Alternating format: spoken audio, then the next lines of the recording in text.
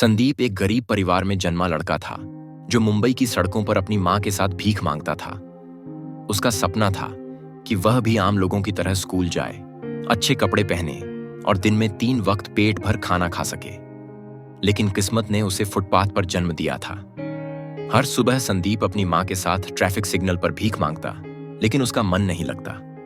जब वह बच्चों को स्कूल जाते देखता तो उसकी आंखें भर आती। एक दिन उसने मां से कहा, मां, क्या मैं भी स्कूल जा सकता हूं? मां ने उदास होकर कहा, बेटा, हमारे नसीब में ये कहां?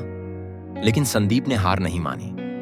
जब लोग गाड़ियों में बैठे बैठे पेपर पढ़ते थे तो वह चुपचाप सड़क किनारे पड़ी अखबार की फटी हुई कतरनें पढ़ने की कोशिश करता। वह किताबें नहीं खरीद सकता था, लेकिन जब कोई स्कूल का बच्चा पुरानी किताब फेंकता तो वह उसे उठा लेता।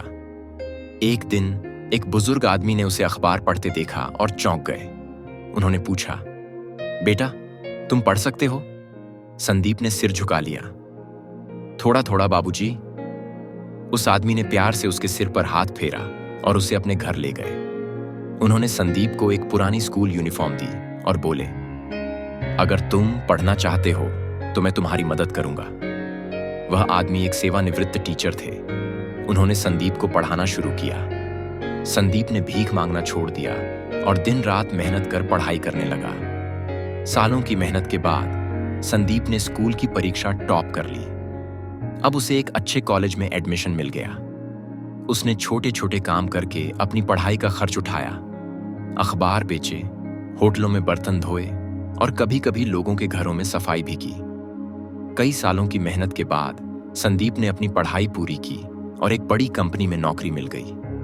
आज वही संदीप जो कभी फुटपाथ पर भीख मांगता था, एक सफल बिजनेसमैन बन चुका था।